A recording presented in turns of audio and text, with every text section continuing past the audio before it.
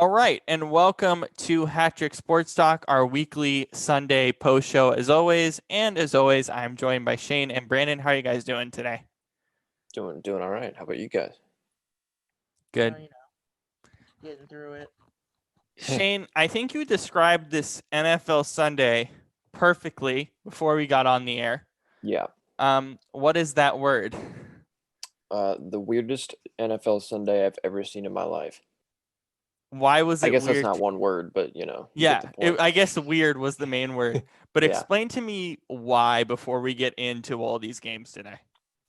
Well, the basic reason is that this season has been very bizarre anyways. And, this Sunday, there were, I can't think of any games off the top of my head that went the way I expected them to. Yeah. Let me look at the schedule, actually. I don't think any of them actually honestly did. As you're looking that up, let's start with the first one that was bizarre. I said this comment very vaguely on Friday's show, and I put this in our chat, and it got you chuckled, Shane, a little bit. I said this very vaguely towards the end of our show on Sunday, or towards the end of our NFL preview segment, on Friday, that the Bucs have clearly struggled, or have struggled, I should say, in national TV games. Yeah. And it happened again in the worst way possible. While you're looking at the schedule, Shane, to go through some of the game, or to go through the list of games that you thought were weird, Brandon, what is up with the Bucs in this game, but really as a whole on national TV or really big stage games? I don't know. They just. I would even argue that they don't. I think it's because they're actually getting good teams on the main stage. I don't The think Bears. Giants. Well, they're getting better teams, I'd say. They're not exactly getting the best competition away from, I don't know. There's no. Frankly, I don't know what it is. It's like they get the yips on. I mean, Shane knows what I'm talking about. In terms of the yips, it's weird. It's like they get in front of the spotlight and you'd think that Tom Brady of all people would be the last person to Well, there's 21 other people on a starting. Well, that's the team. point. If you think about it, all these people on the Bucs, they have only experienced sucking. Or average, or let's say average. On average, sucking. Yeah. For the last 4 years, / playing really shitty Thursday night football games. They don't know what it's like to play in big time games. So, I mean, with everyone watching. Right, exactly. I would say that's the only. And I mean, this was literally their biggest game to date. Same in the with last the Saints. couple years, and true for the last couple years as well. If they win this game, if they had won this game, they are on a track for greatness this year. Now I don't know what it is. So here's my thing. It doesn't make any sense, but it's and it's funny because another team that we've been talking about struggles in the national spotlight is the Ravens. So compare the two in terms of how they play on national TV, I would say that the Ravens look better on national TV than the Bucs do. Because this is just, I mean, and Brandon and I spoke about this week 1 of the season, and it still kind of holds true what we said. It's there is something historically with Brady. It doesn't matter what team he's on, at least for the last few years, where it's this honestly feels like the Patriots of last year. It just does. Yeah, when I specifically look at the Titans game, this team in national TV games always looks like a repeat of that AFC Championship game with the Patriots and the Titans. It just does. Obviously, Brady's in a new... that wild card game. It just looks like that, even though, of course, Brady's in a new city, but it just continues to feel like that every time. Yeah. I don't know. I mean, part of it could be the fact that Brady's definitely, past his prime. Not that he's bad by any means, but I don't know. I mean, it is quite an adjustment when you're, no matter how good you are, when you're in a certain organization for 20 years. I mean, it's even for people like us, like I was in school from 5 to 18, just elementary, middle, high, whatever. And it was all just the same familiar thing that I was used to. And then finally it was like, oh, now you're going to go do something else. It was kind of like, whoa, and it took a while for me to, a few months for me to kind of like, click and go, okay, I'm, on to the next thing now. It's the same thing. You spend 20 years, his whole entire professional career building a dynasty in New England, all with this same coach, whatever. So then when you're, 43, close to your retirement, to say, all right, I'm packing up and moving, 1,500 miles south to Tampa, where I'm going to have this new team, all new playbook, new coach, everything. That's an adjustment. It just is, no matter how good you are. And I think we're kind of seeing that still, to be honest. And that's the weird part, is we shouldn't be seeing it. This is the halfway point of the season. Today is the halfway point of the NFL season. Yep. You can't have this. Because again, as I keep saying, by Thanksgiving, we know what these teams are. And if that's not the case for the Bucs in particular, or any of these teams, if we don't know what your identity or who you are, that's a problem. Now, as we go through some of these other teams in the NFC, I don't know how that looks. That picture now looks more bleaker than ever. I don't know. It's confusing. I think we're gonna say I don't know for a lot of these games, but for this one in particular, it was just right from the start. The Saints knew what they were doing. They had the game plan, and they had it in week 1 as well.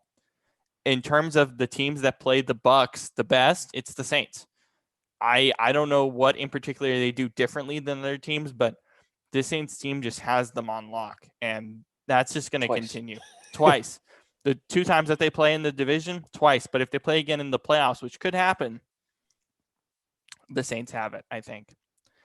For our next game, I'm going to let you both just kind of go off, because you guys went off in the chat for this game. I'm going to have you both just go. I'm not going to interfere. I'm not going to talk. I want to have you both go and say your piece with this game. And that is the Bills-Seahawks game, which is another one of those just honestly ridiculously bizarre games that made no sense to anybody at all today. Brandon, I'll have you go first. We'll have you go and then Shane go. I won't talk. Just go off.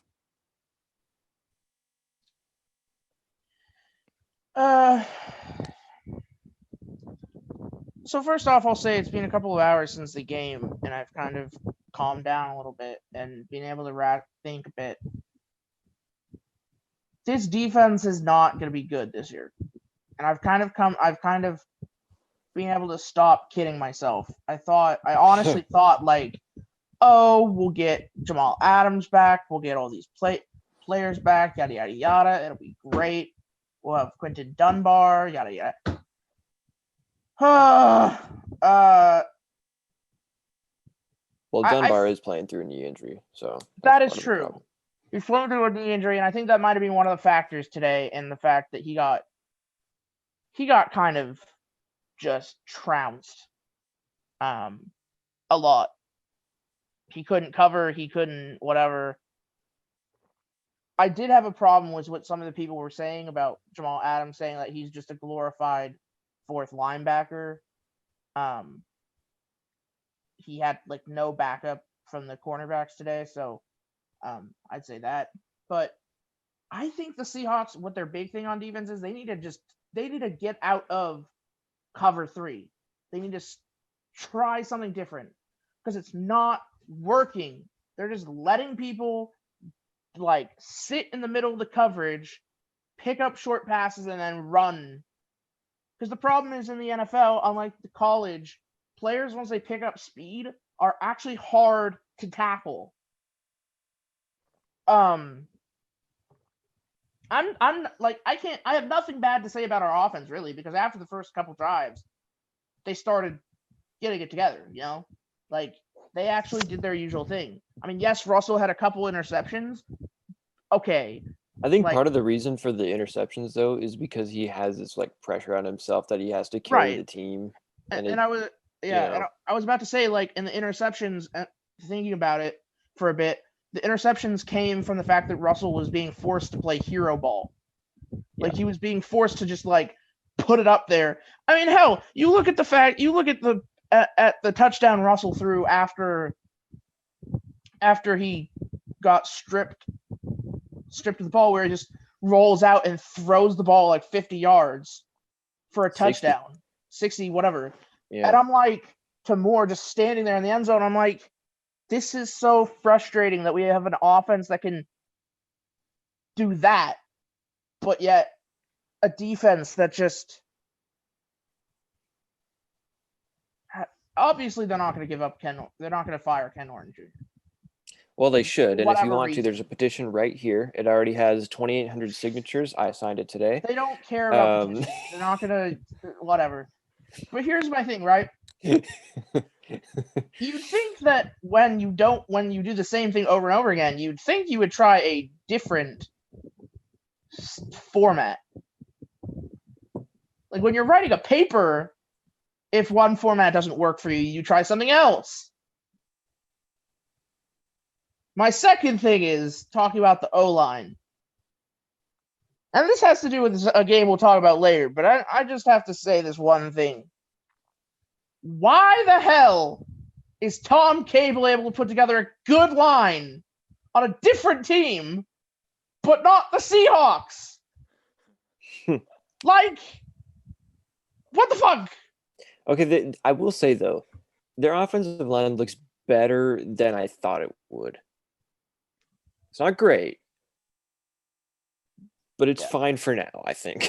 But like, and I said something during the game. I was like, "Oh, this team's not going to make the playoffs, right?"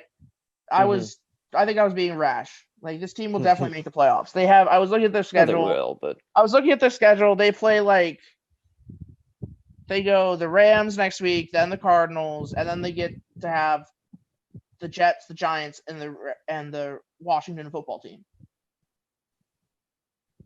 Which, I don't know. This team on some days looks amazing, and some days looks like they shouldn't even have 6 wins. Yeah, I mean, like last week, we were looking at them like, oh, this is a Super Bowl team right here. Now this week, I'm like, ugh. And honestly, like, this year, I don't really know how to feel about this season. Like, because all these players are playing on under such weird situations.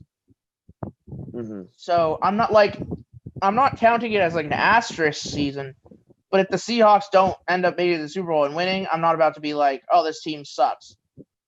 Because frankly, this team has so many pieces for the future that I believe that we will see them in the Super Bowl in the next couple of years. Yeah, that's that's the thing. I mean, this team has so many, especially on defense. I mean, they have so many good pieces. They should not be performing as badly as they are. That's why I don't think it's a personnel issue, and I think it's a coaching issue. Because, like you said, they need to drop their scheme. And I don't know. I think, I think you need to get Ken Norton out. It's time. He's done nothing. Get in somebody that can,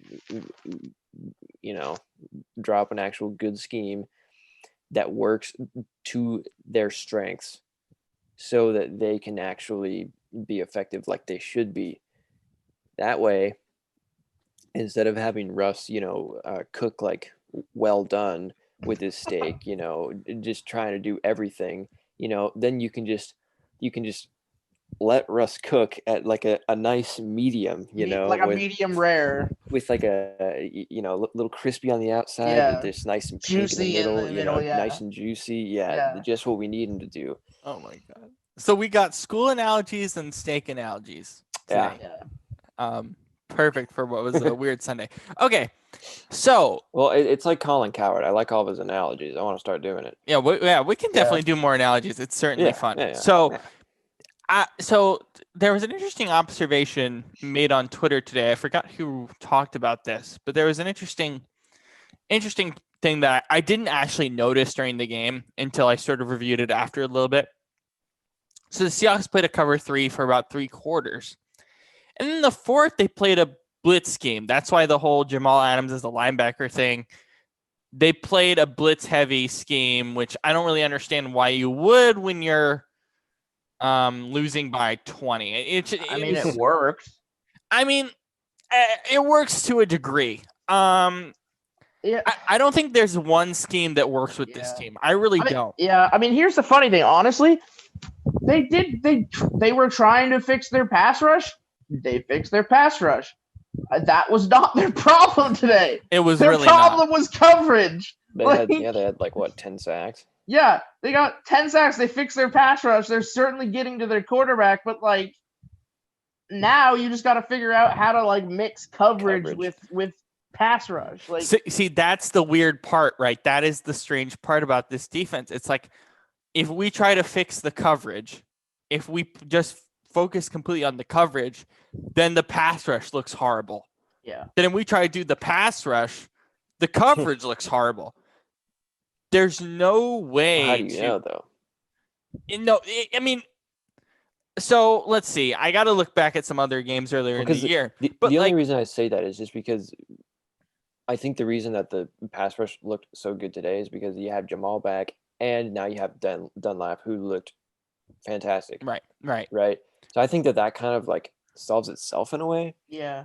But I don't know. I guess. But like I'm honest, like would you rather so I mean, we've watched Jamal Adams play, his whole career with the Jets and now at the Seahawks. Now, obviously, he's playing and a much more comfortable speed in Seattle. But, in his career, is he really a guy, especially with this team, someone you want to see blitzing the quarterback all the time?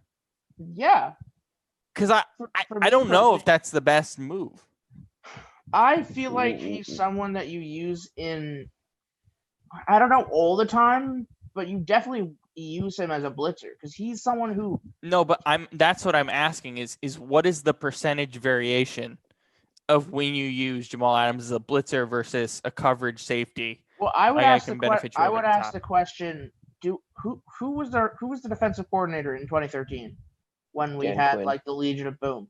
Dan Quinn. We're gonna bring unemployed at the moment. Exactly. He's unemployed. He knows how to deal with. He knows how to work with a very similar group of guys like he worked with in the Legion of Boom. I mean, it's pretty freaking obvious. It's similar in terms of format and like how they're structured. He has the same type of guys like in there. And honestly, like if you brought Dan Quinn in and moved Ken Norton Jr. back to linebackers coach like he did. Don't get me wrong, Ken Norton Jr., he's a great linebackers coach. He knows how to do that, but he's not a defensive coordinator. My thing is this, right? Bring in Dan Quinn because Dan Quinn knows how to shore up the middle of the field where, like, they're just dinking and dunking. Mm-hmm. Yeah, I think that is the ultimate conclusion, or else we're going to keep having this conversation the rest of the year. But will they do anything even remotely like that, though? I mean, honestly, I just refuse to have this conversation again. Like, even if they keep doing it, I'm just gonna until the Seahawks actually do anything good. I am boycotting conversations with the Seahawks. You're done. We're gonna talk about the other team. Done. You want to march down to the VMAC and protest about it? Sure. Hey, ho ho! Ken Norton's got to go. Oh my God, we have a chant. What is happening in this show today? We have chants. We have analogies. What is going on? Oh my God. We're making it zesty. We're making it incredibly weird, which is, I think, correct for this type of Reflective this of type of today. Sunday. Yeah. So let's talk about the Bills. This was their best performance of the season. Shane, are you starting to is this kind of the point with the Bills where you're like, okay, we're back to what the first month of the season looked like for the Bills, or is this kind of a blip on the radar for them? I think it could be either. I want to see them one or two more weeks playing kind of consistent like this, and then I'll make a decision because, I mean, it's just 1 week, right? Yeah. And I mean, it's not like they played that well defensively. I mean, they still gave up 34 points. So, but yeah, I mean, offensively, they looked fantastic. I mean, Josh Allen was looking, like he did in those in September, and so that's a big thing for them, kind of in the way that Russ is for Seattle. So, yeah, I think that they. I mean, I would guess that they're on the right path, but at the end of the day, I do want to see them, play one or two more games kind of consistently like that. And let's move on to the Steelers and the Cowboys. I want to talk about the Cowboys. Why did it feel like Garrett Gilbert, like he seemed to, like, he wasn't perfect, but he played well. It felt like to me that this Cowboys team finally got some energy today with Garrett Gilbert under center. Brandon, I'll have you go with that. Do you agree with that statement? This game. Boy.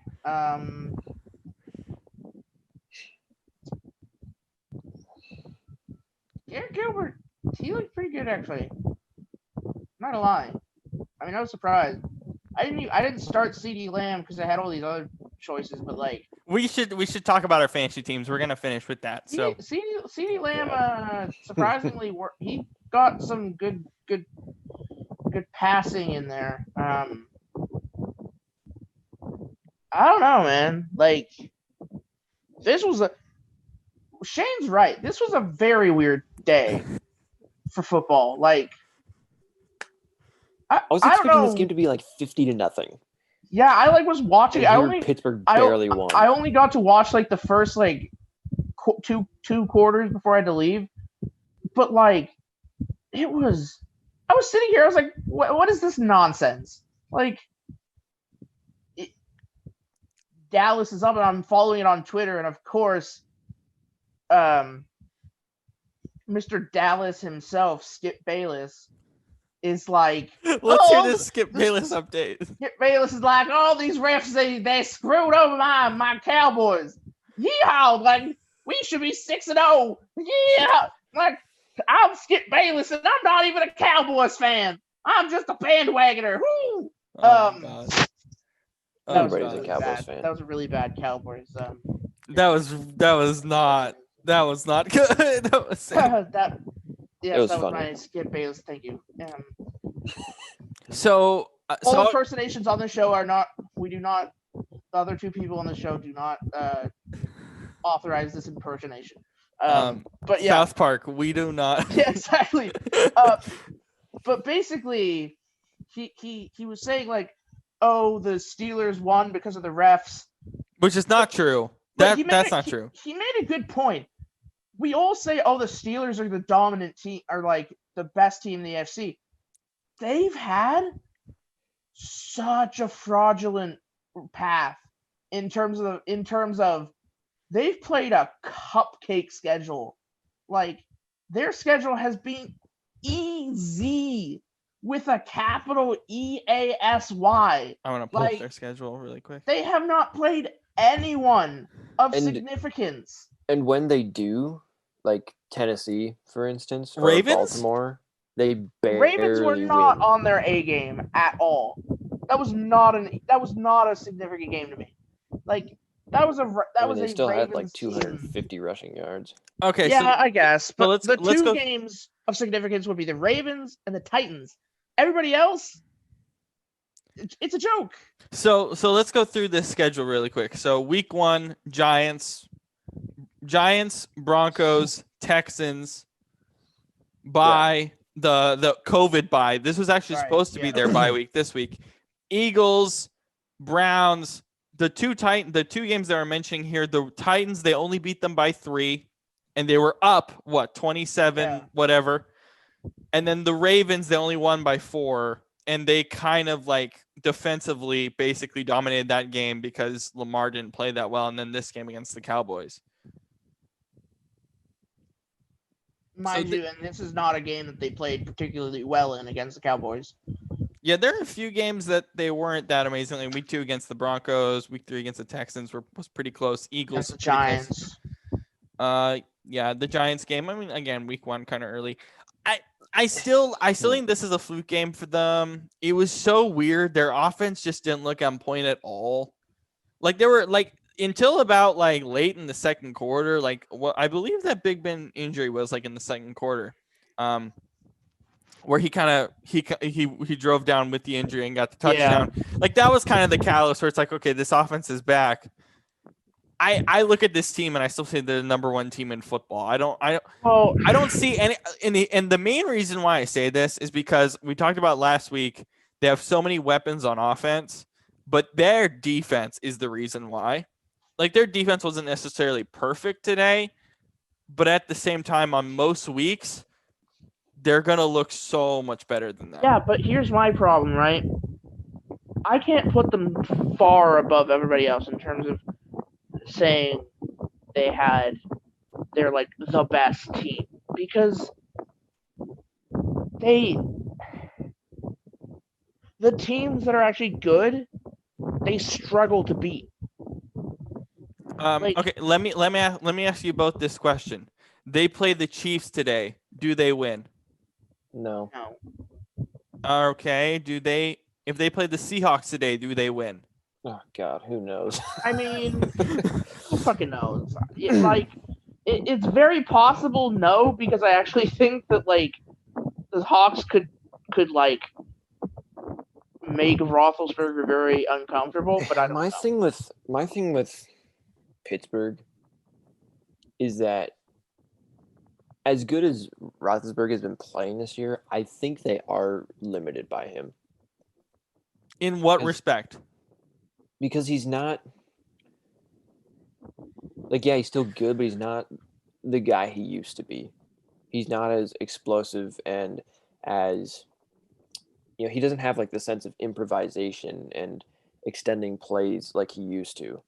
You know what I mean? It just feels like there's a bit of a ceiling there with him. Mm-hmm. Now, James Conner's excellent. The receivers, great. Offensive line, really good. Defense, obviously, like we've been talking about, is fantastic. Eric Ebron has actually played better the last few weeks as well. Yeah. But it's just, I don't know. I don't think it's like a disadvantage, Roethlisberger, but I think he just like holds them back just a little bit from just going that extra step, mm-hmm. beating a team like a Kansas City or whatever. Mm-hmm.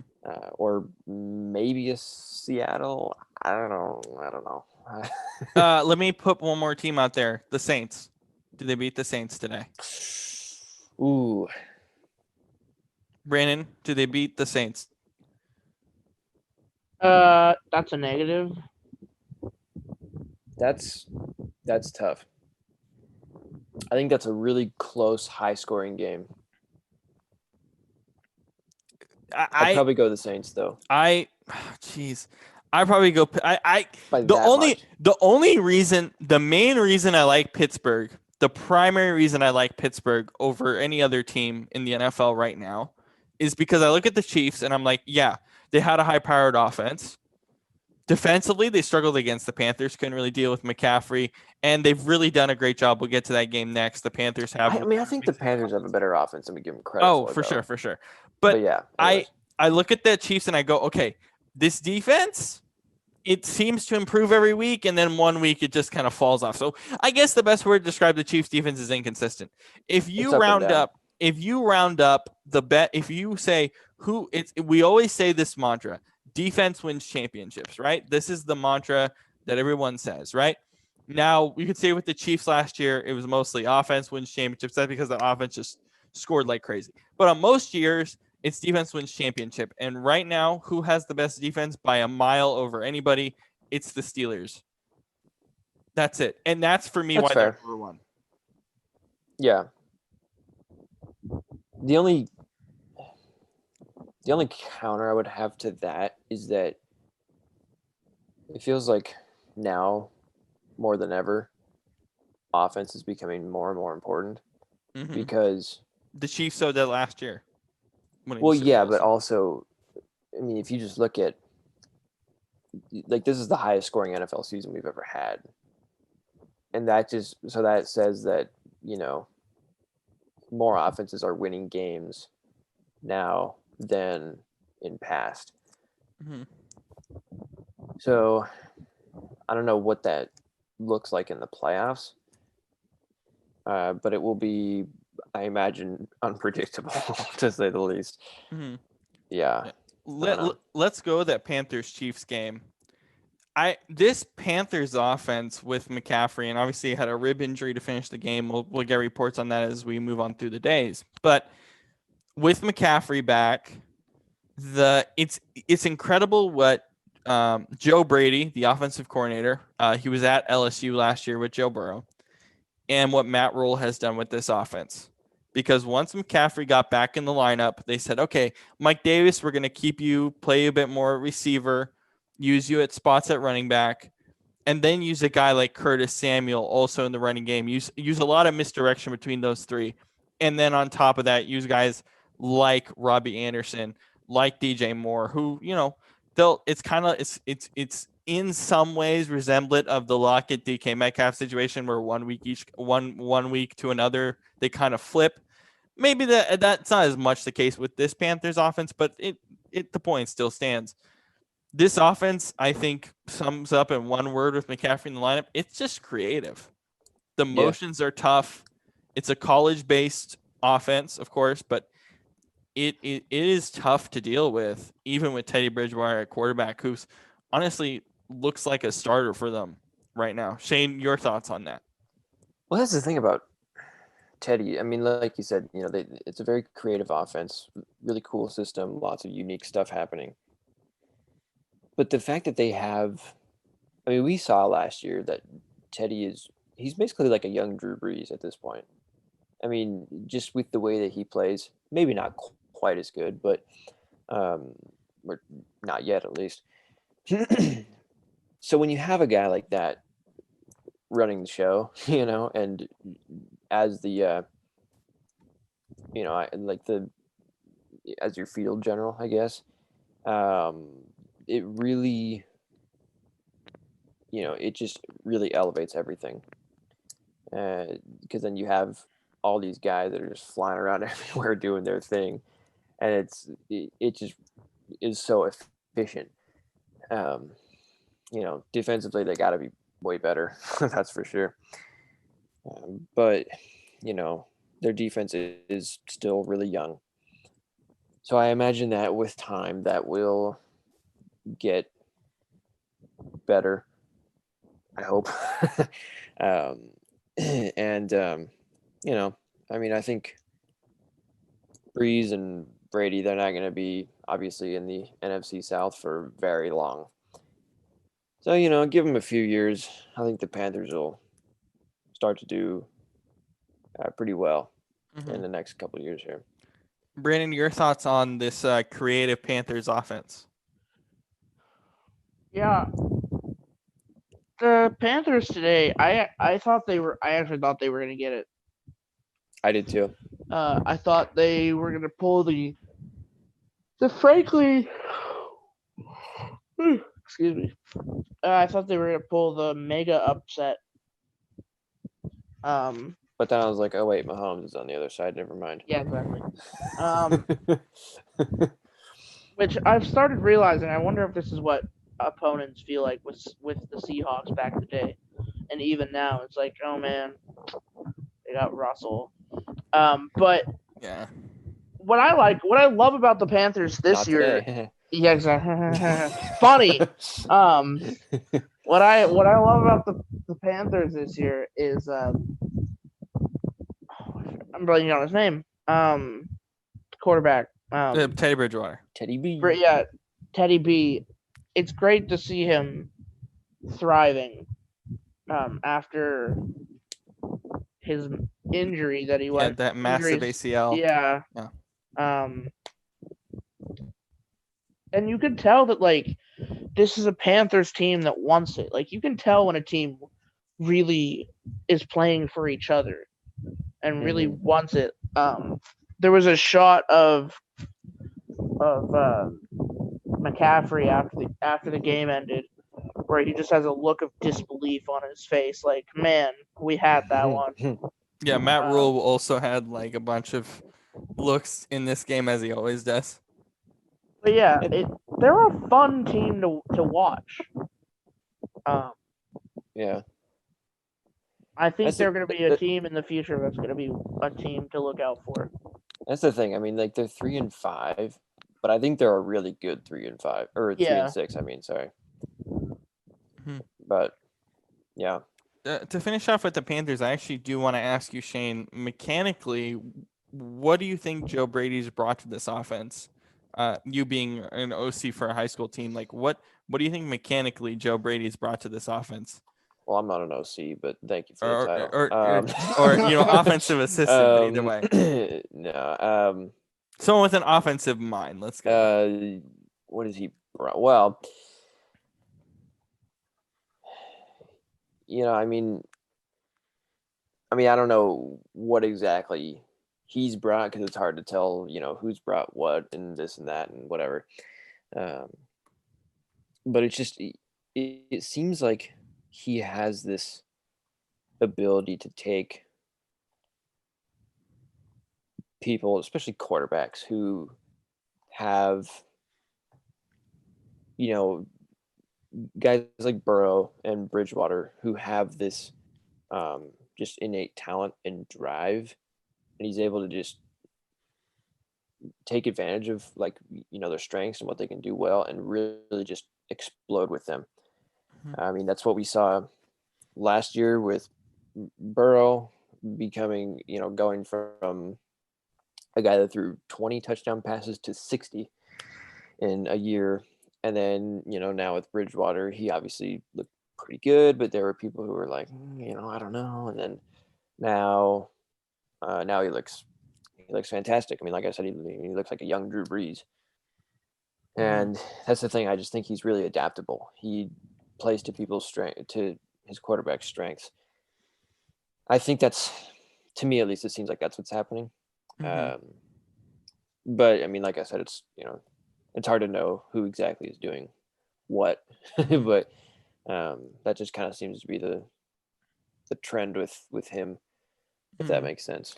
I'm going to talk about this Dolphins-Cardinals game. This game was weird. I mean, like, I'm always going to speak on the Cardinals as someone who watches them closely, as they were kind of my major prediction for the year. And as a guy who loves Kyler Murray and loves having him on my fantasy team, he's been absolutely amazing this year. But yeah, I was looking on Twitter today, and a lot of people were, especially Cardinals fans, are pretty upset at Cliff Kingsbury's decision making in this game. I really don't think that this team works if Cliff isn't there.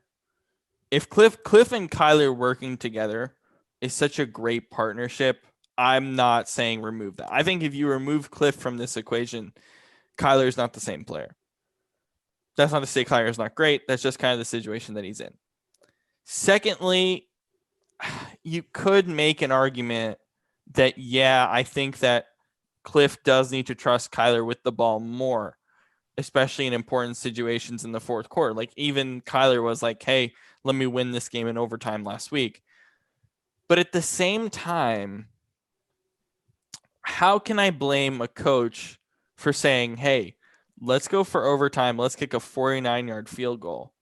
Like, if he makes that, we're not having this conversation. People aren't having that conversation if Zane Gonzalez makes that kick. It's not like the Cardinals' main problem is not the special teams. It's not the offense. It's the defense. Yep. Because you can't give up 31 points. And yeah, Tua was amazing. Like, this is the best game he played. He looks great. A couple more weeks like this, we're going to be putting him in that Burrow, that Herbert class. We're going to be putting him in there. He's not there yet, nor should he be right now. But I want to see him go up against a real defense. Yeah, but I look at Arizona. I mean, Miami. Brandon, you can. I'll let you speak on their defense in particular, especially early in that game.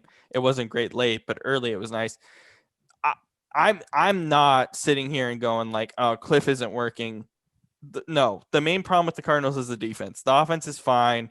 Sure, they've been in a lot of weird late game situations the last couple of weeks, but I'm not going crazy with them. But Brandon, I'll have you speak on Miami and their defense, because early in that game they showed some pretty good flashes. Honestly, this defense is going to continue to get better over time. Do you believe that? Brandon, go ahead on that.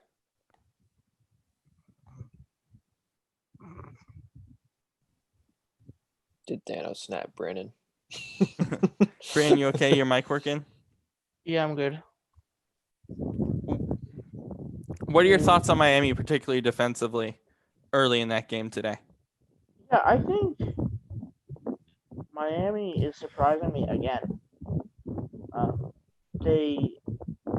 Although I do believe that today they kind of proved a little bit that it really is just a hit or miss defense.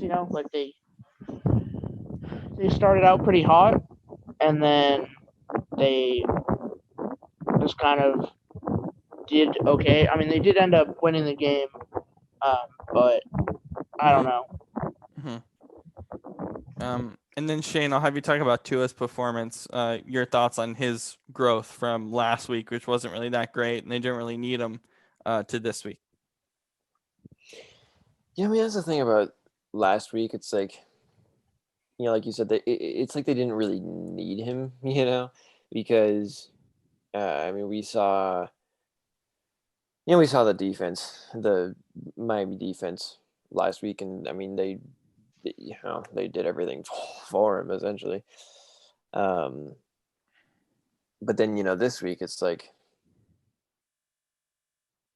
that was, we kind of acknowledged that was sort of a fluke, so to speak.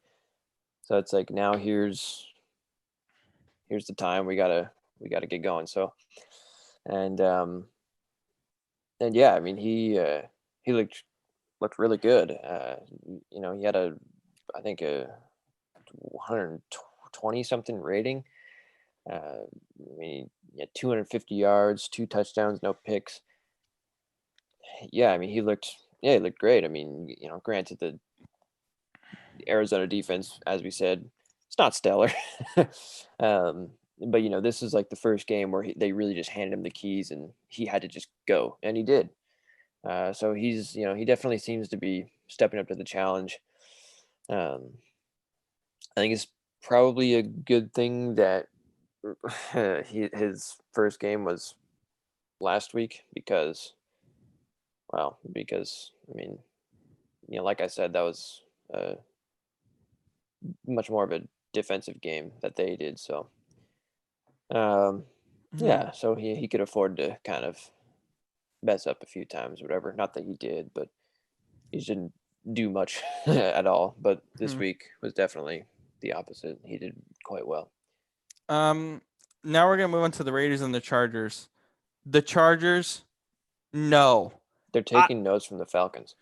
I was screaming at my TV, going, "No, no, not again!" It happened again in probably one of the even more worse ways when it was that replay review.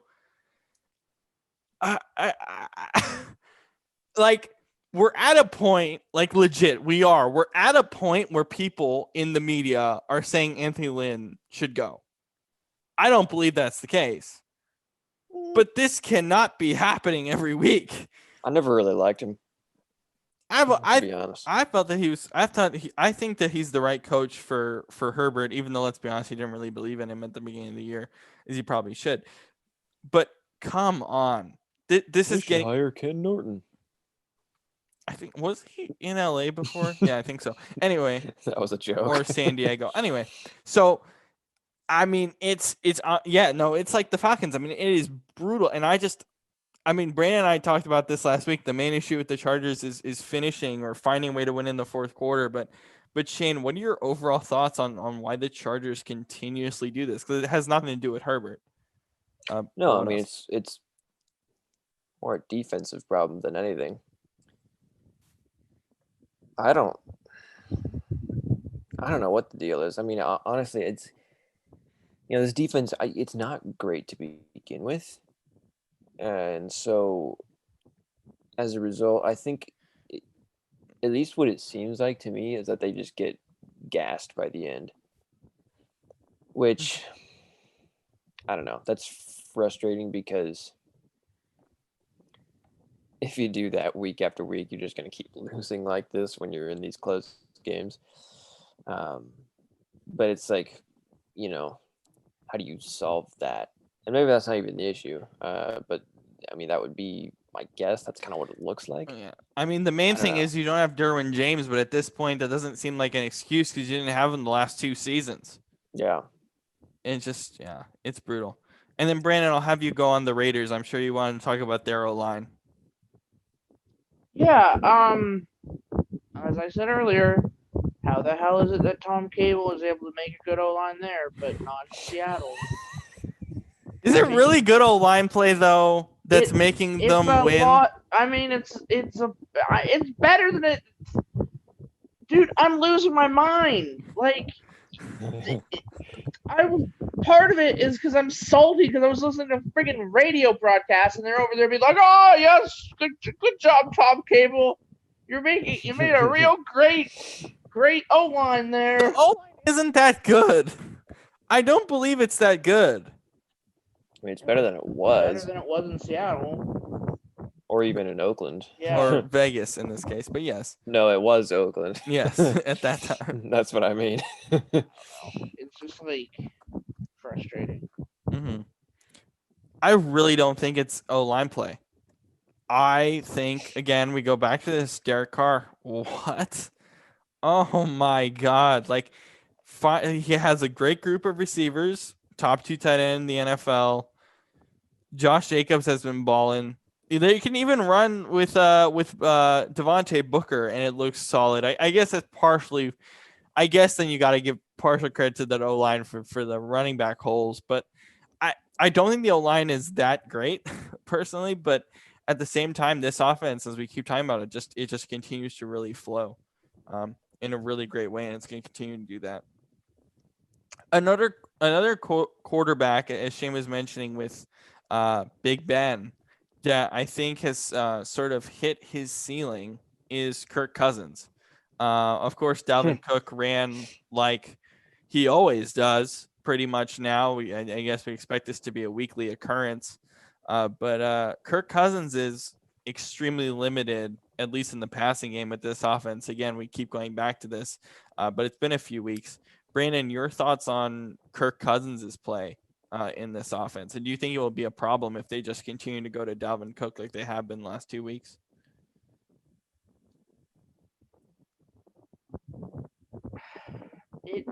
It's like, I'll be honest, I didn't really watch the game because I don't really like watching Minnesota because I think Minnesota is kind of bad. Why don't you like watching Minnesota? Is it the offensive thing? Because they're bad. They're boring. They're boring. Yeah. Yeah. They're boring. I mean, Dalvin Cook is the only fun part of this offense for you guys? Yeah, kind of. Their defense isn't anything special. Here's my thing with Kirk. I just think he's been used the wrong way his whole career. Because I think he's a systems guy. If he was in a Like if he had a really smart coach that knew how to utilize him, I think he could really, 49ers. There we go. yeah, that seems to be the go-to. Rams, yeah. Belichick, I don't know. Anyways, I feel like if there was somebody that used him properly, he could be pretty good. I mean, really, I mean, not amazing, but but that's the thing. I don't think that that's been the case for him. And because he's not, I don't like, I never thought he was really that talented. I mean, I always thought he was just kind of like good enough, right? But I never saw him as a franchise guy. So I don't know why they gave him franchise money, but They had to re-sign him for cap reasons. yeah, whatever. So yeah, it's weird. I guess he's hit his ceiling. I mean, they're trying to use him a bit more, and that didn't really work out so well. So I don't know. I think they need to draft a guy. Yeah, they're not going to do that with their cap situation. No, but in an ideal world, they would. Mm-hmm. So yeah, interesting. Let's go on to another quarterback or two quarterbacks in this matchup, the Broncos and the Falcons. I was right about Matt Ryan. I feel really good about this Falcons offense. I feel extremely good about it. It is fantastic. Brandon, has your thoughts shifted on Matty Ice? No. No, your thoughts are still the same. This game didn't change anything for you on No. I just like, yeah, they won, but like, is Denver any better? Yeah, that's the thing. I mean, it's Denver. I mean, yeah, but at least the offense is looking semi more consistent Yeah, under this new leadership. I think I think Matt Ryan. I think he's a starter, a good starter for the next few years, but he's not a franchise guy at this point, just because of his age. Mhm. I mean, not that he's that old, but it's not like, if it's not like he's a Brady or a Breeze or something, where even at that age, they were still like Mhm. franchise guys. He's not really that anymore, but but I do think he's the best option for them, at least for right now. I don't know. I mean, I don't know what their long-term plans are, obviously, but I don't see them moving off from him anytime soon, at least. Mm-hmm. And then on the other side, Drew Lock, he seems to just be a fourth quarter quarterback at this point. Huh. There's no ifs, Yeah. ands, or buts about it. The first 3 quarters of Drew Lock honestly makes me like upset because I'm a guy who likes him. I'm someone who literally I had him as like a breakout quarterback candidate this year. You had him as a dark horse MVP candidate. I think Didn't I you? did, yeah. Yeah. Oh my, what? The 3 quarters that he had, like the first 3 quarters are so bad and then he just goes God mode in the fourth. I'm like, no, you can't win ball games like this. You cannot do this. Yeah. It doesn't work in this league. He's playing hero ball. Or let's even put it this way. He is trying so hard to play hero ball in every single quarter. It's exhausting to watch. It's so bad. Like, it's not sustainable for sure. it just is not. Yeah. I don't know why, I don't know why he is like this, because I figured he would just get better this year coming off the injury, and then which of course he had more injury problems this year, but that's a whole nother story. Well, then, he comes back and I'm like, oh, Melvin Gordon, Philip Lindsay, great running back duo. Good young And receiving core. KJ Hamler, three Jerry great Jeudy. receivers. Yeah. It's like, what? Like, what is this? What are you doing? Like, what? I don't know. It's it's frustrating. I mean, you guys know this. I thought they were going to be like 10-6 and be a wild card. Now they're They're not even close to that. 10-6. They're going to be a top 10 draft pick, probably. Maybe. Oh But my God. Honestly, like someone on that coaching staff has to sit Drew Lock down and go, hey, just take what's given to you. It's really that simple. The simplest way to put it is he just needs to go back to the basics. Or maybe he's not even as good as we thought he was. Maybe, but again, last year, week 11 to week 17, we saw potential here. No, Are we just going to ignore that we didn't see that? No, we did. But it was only 2 games. I don't know. I thought it was 4. Was it 4? Or was it? Oh, yeah, 4. no, never mind. It might have been 4 or 5. But either way, it was a nice sample size. Right. And he hasn't at all. Like, despite the offense having better personnel, in my opinion. No, they drafted for Drew Lock to have better personnel on the outside in particular. Mm-hmm. And yeah, you don't have Cortland Sutton, but you still have Hamler, who has been good. Tim Patrick's been more impressive than I think we thought.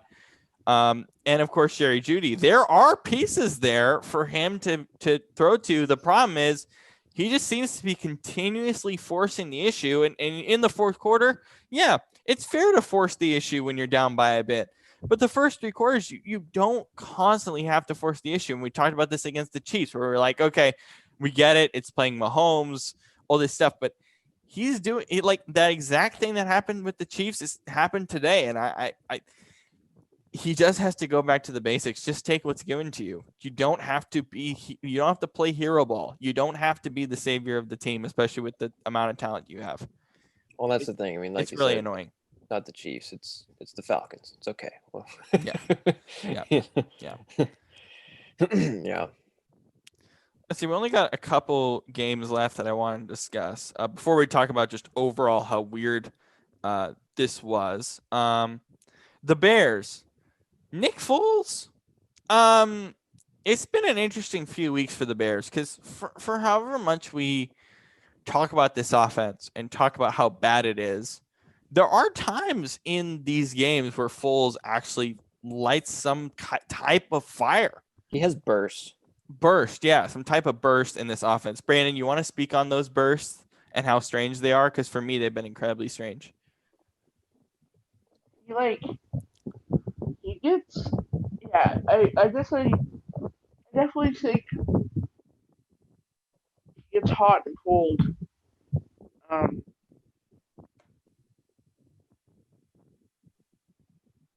Have you noticed how there's not a ton of great quarterbacks in the league right now? At least in terms of I think it kind of goes with what we were talking about. Yeah, we were talking about on Friday with quarterbacks who are great. And those who are starting. Yeah, we were talking about the franchise quarterback thing. That's kind of what I meant. That's kind of what I meant when we were talking about the franchise. It's like you only have so many quarterbacks that are great consistently week in and week out. And then everybody else pretty much is just either game in, game out. They're either okay, terrible, good, whatever. And see, this is another thing that we didn't talk about when we were talking about the Hall of Fame and that franchise quarterback separation. You know what's honestly incredible? When Mahomes and even Russell Wilson, for example, I'll just use those two. It's so weird how even their worst games still are pretty good compared to guys like Nick Foles or some other guys in this league. Maybe Nick Foles isn't the best comparison, but even games where they just throw picks and don't look like themselves, they still put out in terms of an overall package of a game, a good performance, even if it's not what we expect week in and week out. So that's another sort of separation piece that I'm starting to realize.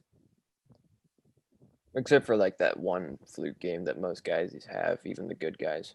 Mm-hmm. Yeah. But even the fluke games, this is my point. Even the fluke games, they're still better than these other guys that were mentioning, Kirk Cousins, even Matt Ryan in some instances. They're having a quarterback that can have flashes or not have flashes, but have great games and then just have a pretty good performance on a bad night and still look really good. That's better than the constant inconsistencies that a lot of these other teams have to deal with. Mm-hmm. Yeah, because I mean that is definitely a common thing. It seems like Brandon was saying. And then finally, the Texans and the Jaguars. Brandon, I'll have you speak on this one as well because DJ Chark kind of went off to most of our surprise. Jake Luton balled out today. The Texans, we kind of already spoke on what they are. They should have won this game handedly. They didn't. The Texans are what they are at this point. But the Jaguars with Luton, like this offense still looked really good with him. And I think that was a massive surprise to everybody. Yeah.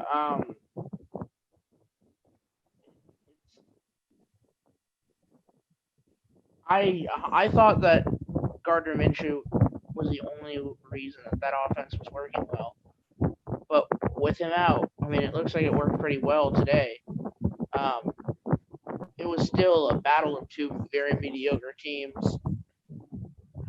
But it was an entertaining battle of two mediocre teams. Mm-hmm. I would say Luton, he played pretty well. Yeah. It's funny because as I was watching that game, I mean, Brandon, you can speak to this as someone who like has DJ Chark on his fantasy team and loves Gardner Minshew. It was weird watching Luton because I think like there are Gardner Minshew games or where this offense just doesn't even look like there are games this year where this offense with Gardner Minshew at the helm just didn't look good. And I could make an argument there's a fair portion of games that Minshew has played this year where this performance that Luton put up, even in a loss, was better than some of those performances. Wouldn't you agree? Yeah, I could see that argument being made. Do you think that's concerning to what or do you think this kind of etches the fact that maybe Gardner isn't the long-term option for this team? I think he'll be treated as a long-term option, but apparently he has people who are not super big fans of him within the organization.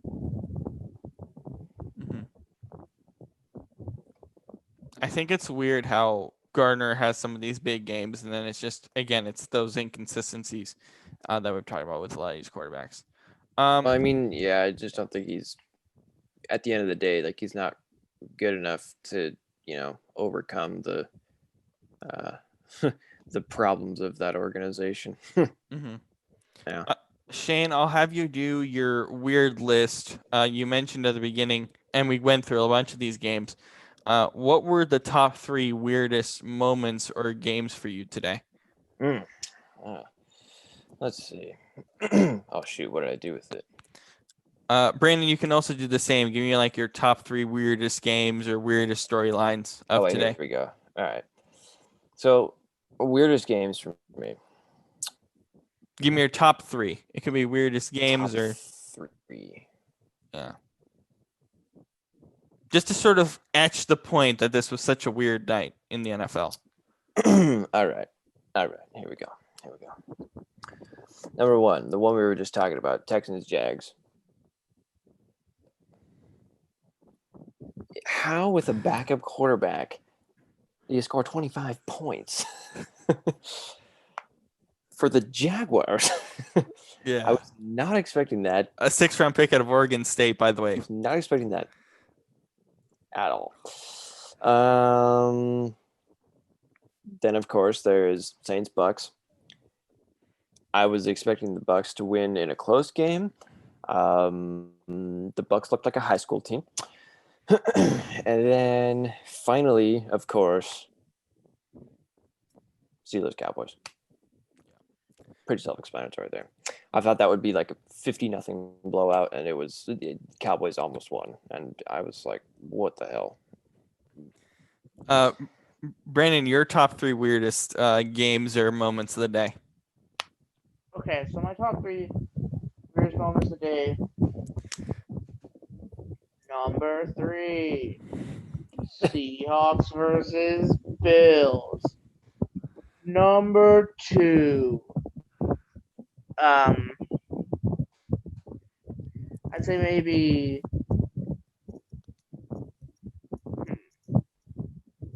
There's so many good options. Jaguars versus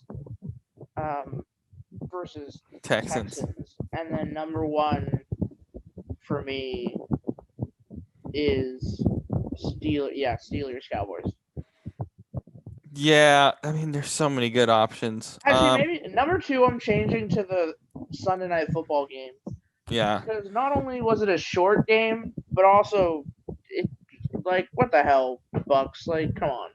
Yeah, I'm gonna go outside the box here, since you guys picked some of the standard ones, or some of like the main ones. I'm gonna go to some of these like other games that we let's see. So my number 1 of sort of the other games is the Dolphins Cardinals. That was just, I mean, that entire game was just offensive barrage, and I don't think we expected that from the Cardinals, but not from the Dolphins. Yeah. Raiders, Chargers, kind of. We didn't talk about the Ravens and the Colts. I'll put that at number 2. The Ravens won. Maybe it wasn't weird, but it was also kind of weird how the Colts felt semi-competitive throughout the game, even when the Ravens were up by a good amount. Because this Ravens offense is just Des Bryant didn't really do anything. Not that we were expecting him to. So that might not be weird for most, but for me, that's there. And then Panthers Chiefs, again, the fact that the Panthers actually kept pace with the Chiefs for 4 quarters is impressive in itself, but also in some way weird, as we weren't expecting that to be that close. Finally, before we get to our Fantasy Stars MVP of the week, we wanted to say rest in peace to Alex Trebek. So I wanted to ask you guys your favorite moments of watching Jeopardy and what Alex Trebek brought into your living rooms on an afternoon watching Jeopardy. I just loved how he was just such a charismatic, lively host for a game show that is considered very serious. Mm-hmm. You know what I mean? He made that show. You know, he was like the guy that really made it kind of fun to watch, because he was just always cracking jokes about stuff or making fun of the contestants or whatever. But then, at the end of the day, he just, he seemed like, it didn't seem like he was a very genuine guy. And it's sad because I thought that he was actually doing better, because he had pancreatic cancer, which is not an easy cancer to survive. Not that any of them are, but especially that one. And the fact that he was diagnosed with stage 4 and he stayed as healthy and as active as he did for as long as he did is, it's pretty incredible, really. It's kind of like, the Chad Boseman story to me. Mm-hmm. So, yeah, it's a sad loss for sure. I don't really know what's going to happen with Jeopardy now, but I guess we'll see. I will say that Dan Patrick is actually someone to look out for. He's been doing Sports Jeopardy for a while. But Brandon, your thoughts on Alex Trebek and what he brought to your living room when you watch Jeopardy?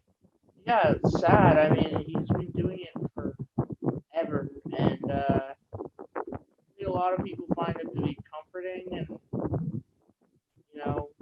was a very nice voice. Very nice Canadian voice, you know. I don't know. He is Jeopardy, you know. Yeah. Um, I think he recorded a couple more episodes before he died, so we'll probably get a couple more episodes. Mm-hmm. But it will not be the same. Yeah. When I've thought about a lot of these deaths this year, and there's been a lot of major ones this year, I thought about a couple things. I guess the main thing that I always think about is just the tributes, right? And how much and how overwhelming it is, and how wonderful it is, because it shows that that particular person, in this case Trebek, but also with Kobe, with Chadwick Boseman, just for a couple examples for this year. RBG, Eddie Van Right. Halen. Right. Too many. Too many this year. All the tributes says a lot about each and every person's life and the impact that they've made on everybody. Yeah. And for me, in looking at just like life in general, as someone who's a big picture thinker, I think that that's something to strive for, to be the best person that you can be, so that one day you can be proud of your life, or others can be proud of your life as well. So that was kind of one of the major things. But in terms of Trebek, I think, as someone who doesn't really watch a lot of these game shows, but Alex Trebek was always just someone that it doesn't matter. Like, I remember last year just watching clips of Jeopardy and him, as you said, Shane, just being so charismatic and fun and laughing with the contestants. The best part about that show is when the contestants are just flabbergasted by the most easiest answer. And he's just like, what in He just grills them. the world are Yeah. you guys kidding me? And you're right, like how serious that show is, how much studying these contestants do to prepare for that show week in and week out, for him to be as charismatic, as fun. He is that show. And Yeah. it's I don't know, it was a sound for everybody, but he just always brought an incredible livelihood to everybody, like in terms of just like being so compassionate and caring and all that stuff. And I think that that's the biggest takeaway for me in looking at all these tributes, just to see how much people really enjoyed having him around, from the contestants to talk about how great of a guy he was, from people that worked with him in a producer role. That's the one thing that truly sticks with me today with him. Yeah. The one episode I always think about with him is, well, I guess it was a series, but the championship series with James Holtzauer and Ken Jennings and I forget the other guy, but it was like the top 3 players of all time. Seeing them all come together with Alex. Yeah. that was cool. But yeah, anyways. And then to finish off, we always do our Fantasy Star MVPs of the week. Shane, do you want to go first? Who's your MVP? Oh gosh, I forgot. Hold on. Come back to me. I'm gonna. Geez, I mean, there's a lot of good options. Let's see. I mean, there's a lot of good options. You always pick someone kind of out of the box. Yeah, I am thinking out of the box here, because I mean, there's so many amazing top scorers. We're continuously in PPR getting these ridiculous top scorers. It is crazy. I'm gonna go with Christian Kirk, 23 points, 23.3 points. There's been a lot of hype around him in fantasy. I imagine that hype will only continue. As Hopkins kind of fell out of favor these last few weeks, but he'll be okay. But I'm pretty sure he performed pretty well today. But I didn't take a closer look. But Christian Kirk, man, he's making a lot of fantasy managers happy. Who I imagine the entire fantasy community didn't really believe him, other than to be a wide receiver 3. But hey, he performed like a wide receiver 1, so credit to him. Brandon, do you want to go first, or do you want to go second? Who is your MVP this week?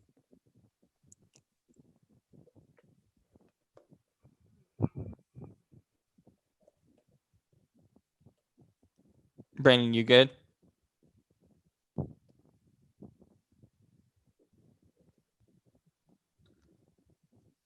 Thanos snapped him again. Shane, do you want to go with your pick? Yeah, might as well.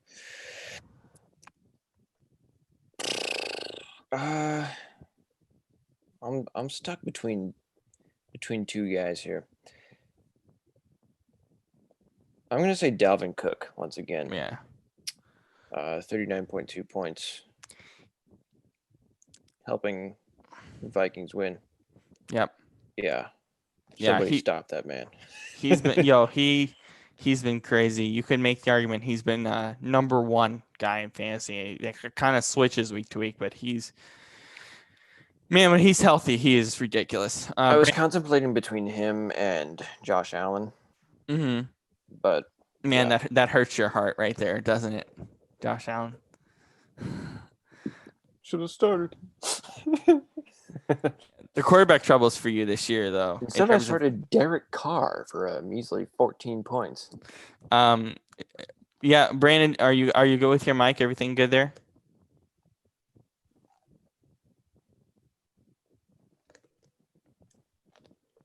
I think you're right. I think Thanos kind of snapped him there. Yeah, it's official. Thanos snapped him. But Shane, your quarterback issues, I don't think we documented that in fantasy this year. What has been happening? So every week, at the beginning, I know it's frustrating. So I have Josh Allen. I've had him the whole year. He's great. In the beginning of the year, I had Dak Prescott, who was putting up like 40 points a game before he got hurt. And so every week, I would contemplate over who I wanted to start based off of who had, the worst defense they were facing, whatever. Every single week, I picked the guy to start who got less points. And it just pissed me off. So then once I got rid of Dak, I was like, okay, maybe I'm not going to have this problem anymore. Now that Gardner Minshew is my backup. Nope, it's still a problem. The first time I picked the guy who got more points was last week because Gardner was on his freaking bye. So he got 0. So obviously Allen got more points than this week. I got in Derek Carr from free agency, and I was like, okay, Seahawks defense is red hot, off that game. Jamal Adams is coming back. Carl Dunlap's coming in. They're gonna be great. Josh Allen, he's struggling. He's not gonna do that well. Meanwhile, Derek Carr, he's playing the Chargers. Their defense, they're not that great. Derek Carr's been looking good. I'm gonna give him the start. He's gonna do way better than Josh Allen. Josh Allen, meanwhile, puts up 36 points. And here's Derek Carr, 14. I'm like, You're done. It's been a struggle all year. Anyways, so next week I'm gonna do the opposite of what my gut tells me and just see what happens. Just start Josh Allen. No, I'm gonna do the opposite. Just start him. So for me, I'm God, man. So I, as you know, I've been making trades constantly. I made 9 trades this year? Something like that. Yeah, I made 9. So last week, crazy man. So last week, I unfortunately had the incredible misfortune of losing George Kittle for the season. So I sat there and went, "Oh my God, I cannot." What do I do? Well, no, because. Yeah, sure. You could say, why didn't you pick up Robert Tonyan? Why didn't you pick up Darren Fells? I'm like, no, I don't want to do that. I don't want to deal with that. Like I'm always specific about, let me have good running backs. Let me have a good tight end. I need a top 3 tight end to win. Unfortunately, that means that Tanner, great negotiation skills by him, he had the tight end I was looking for, Darren Waller. We made that trade. Or that veto trade, which included Darren Waller. So I knew that he would be available. So I was like, let me go to him. I was going to go to you, Shane, and get Mark Andrews. Kind of glad I didn't. I was a little worried. I think I would have rather had Robert Tonyan at this point, unfortunately. I'd be glad to have Keenan Allen back, but that's all right. So I had to trade Keenan Allen, man. And it's now my flex spot with Myles Gaskin being out on IR. Oh my God. Honestly, it is, my flex is in shambles right now. Yet you And- still got 150 points this week. Yeah, I still got 150 points. Boo-hoo. I'm telling you right now, my schedule gets semi-easier down the road. It really doesn't because I'm playing like David and Paul and all those guys. Oh my God, this league is so hard. I mean, it is so hard week to week when you're trying to make the playoffs because it's like, honestly, it feels like it's going to come down to week 13 for the whole 4 seeds at this point. And on Brandon's side today, I know that we were talking about this earlier. His running backs, both of them, Connor and Jones, were pretty bad, but his receivers kind of went off. So he much had a good day, but we'll see what happens as his opponent, which is Paul, has Cam Newton tomorrow. Again, it's the fierce New York Jets. Against the Jets. Brandon, you good on the mic, man? Yeah. You good? Do you want to talk about your whole fantasy team before you pick your MVP? Fantasy's been rough for me this year. But yeah.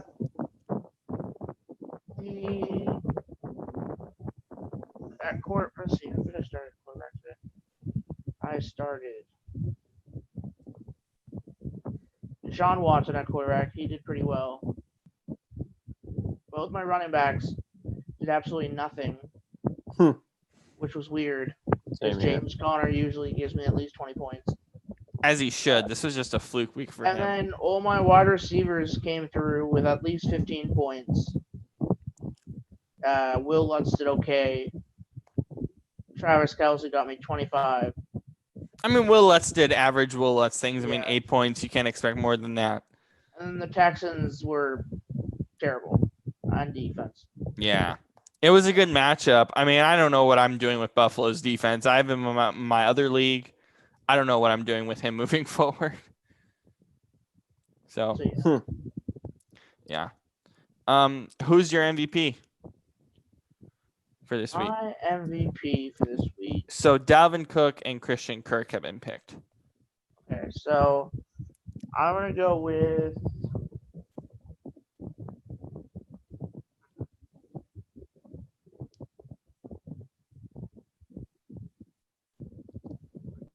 Travis Kelce. You're going to take Kelce. That's good. Give some tight end love here. The only thing we really haven't given much love to is the quarterbacks because, honestly, quarterback projections are so high anyway. Like, Luton got 22 this week. Foles got 22 basically this week. So these quarterbacks are just rocking and rolling in fantasy, as they should, which makes it all the more frustrating when you start Jimmy Garoppolo last week and he gets you nothing, unfortunately, because of his injuries. But and then Shane wins. And then you won. You beat me that week. This to finish off this fantasy league, I mean, the playoffs are gonna be crazy because like everybody is at like 3 losses or below. So for you and I, Shane, I know Brandon's, you're sadly kind of in a bad spot with your team, but you're at least wanting to keep winning and keep having fun with it, which is great. But Shane, are you as stressed about playoff positioning as I am right now to finish off today? No. You're not?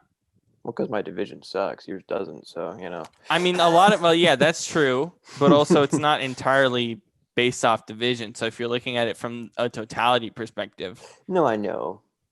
But, I mean, one person in my division has to get the 2nd seed, so. Yeah. I don't know. We'll see. It should be good. I'm stressing. I am. I don't like my flex. Fantasy. It's all right. Yeah. But either way. Well, thank you guys for a great show.